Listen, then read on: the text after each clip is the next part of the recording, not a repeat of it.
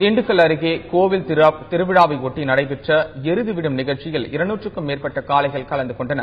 தமிழகத்தில் ஜல்லிக்கட்டு போட்டிகள் நடத்த உச்சநீதிமன்றம் தடை விதித்துள்ளது.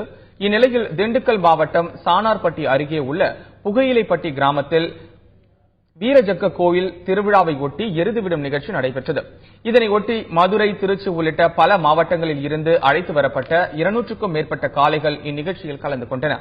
உரிமை மேளம் முழங்க கோவிலை வலம் வந்த எருதுகள் ஒட்ட போட்டியில் கலந்து கொண்டன. அவற்றை உரிமையாளர்கள் 4 கிலோமீட்டர் தூரத்திற்கு விரட்டிச் சென்று பந்தய தூரத்தை கடக்க வைத்தனர்.